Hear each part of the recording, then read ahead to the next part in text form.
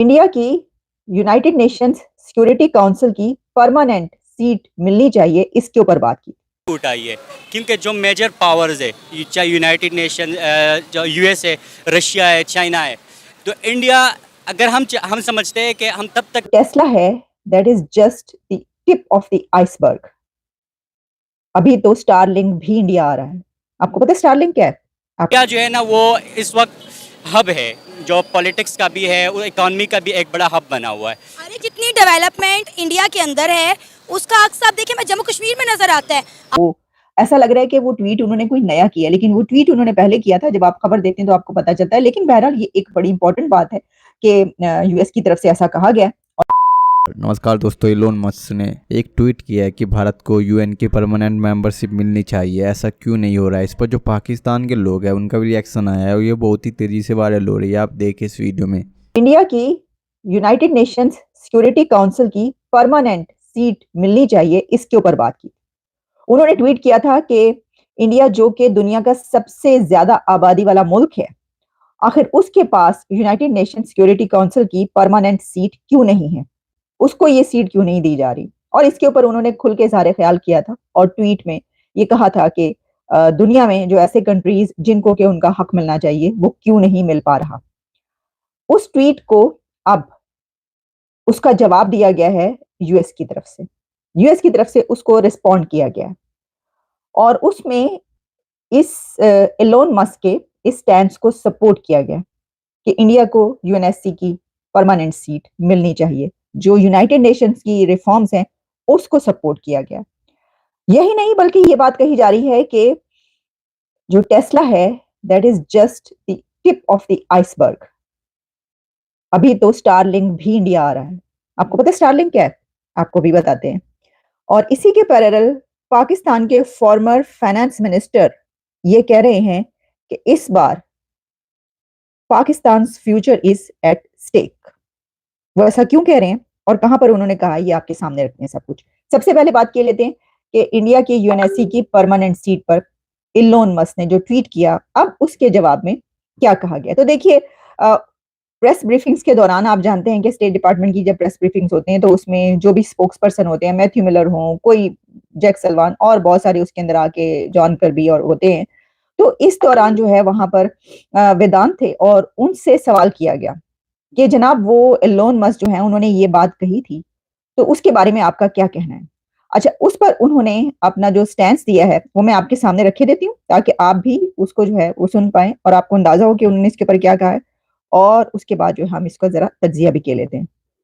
As far as the United Nations are concerned, does US or the Secretary have a faith and trust in the UN? Because recently, Mr. Elon Musk said that there is no meaning of having UN without India's permanent seat on the United Nations Security Council. So the president has spoken about this before in his remarks to the UN General Assembly. The Secretary has alluded to this as well.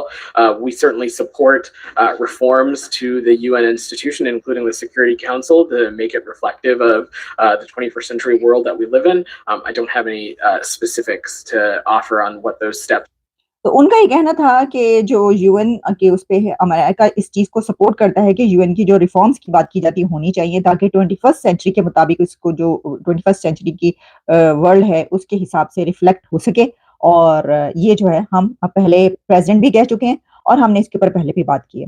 तो ये क्योंकि response नहीं आया था America की तरफ से, अब उनकी तरफ से अब इसके ऊपर बात हुई और तो जाहिर है कि अब ये बात फिर से दोबारा जो है रिपीट हो रही है। और वो ऐसा लग रहा है कि वो ट्वीट उन्होंने कोई नया किया, लेकिन वो ट्वीट उन्होंने पहले किया था। जब आप खबर देखते हैं तो आपको पता चलता है। लेकिन बहरहाल ये एक बड़ी इंपॉर्टेंट बात है कि यूएस की तरफ से ऐसा कहा गया और जाहिर है कि जो उन्होंने कहा है तो अब वो ये भी कह सकते थे कि इसके ऊपर मैं कुछ नहीं कहना चाहता या नो कमेंट्स। जैसा कि उन्होंने इससे पहले कई जर्नलिस्टों ने कई सवाल किया। अभी कुछ दिन पहले पाकिस्तान की तरफ से जो जर्नलिस्ट थे उन्होंने सवाल किया, उसके ऊपर उन्होंने नहीं जवाब दिया, रिफ्यूज कर दिया, स्नब कर दिया। इसी तरीके से वो ये कह सकते थे कि जनाब ये तो बात पुरानी हो गई, आप अभी मुझसे क्या पूछ रहे हैं।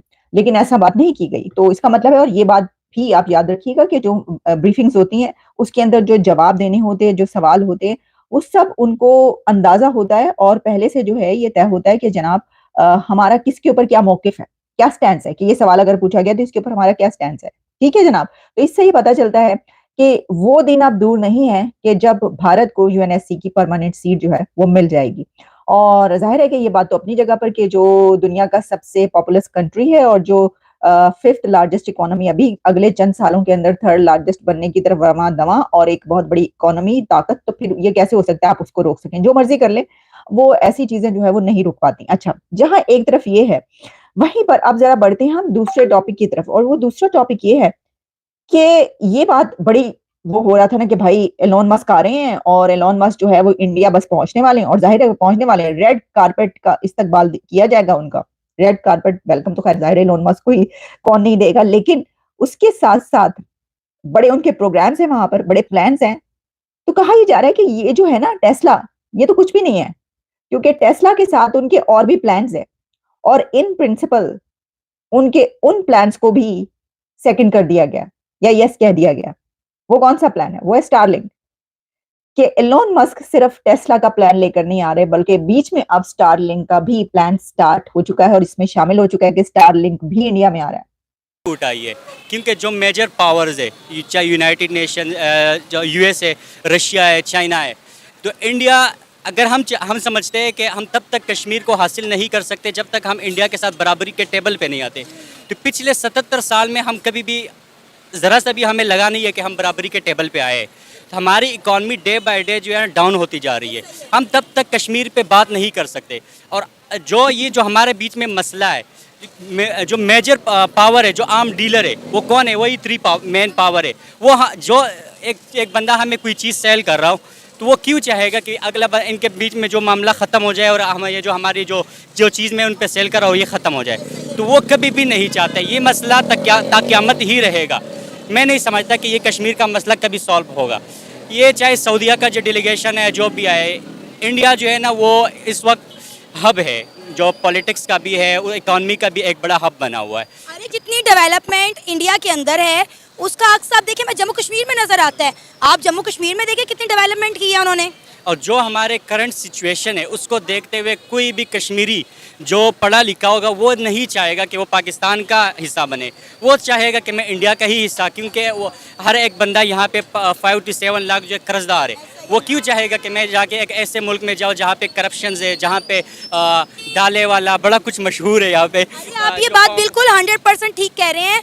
जम्मू कश्मीर के लोग कहते हैं कि हम जो पेट्रोल 80-90 रुपये लीटर लेते हैं, हम यहाँ पे आके 300 रुपये लीटर क्यों लें? वहाँ पे आप डॉलर का रेट देखें, यहाँ पे आप डॉलर का रेट देखें। आप यकीन करें, आप पंजाब की बात कर रहे हैं, आप आज़ाद कश्मीर चले जाएं, जम्मू कश्मीर को वो हसरत भरी निगाहों से देखते हैं। ठीक कह रही हूँ कि नहीं? बिल्कुल गलत कर रही हैं आप। ऐसा नहीं है कि अब देखें, मैं गिलगित बल्तिस्तान से हूँ, मेरा ताल्लुक गिलगित बल्तिस्तान से। मुझे पता है गिलगित बल्तिस्तान के लोगों के साथ क्या हुआ है।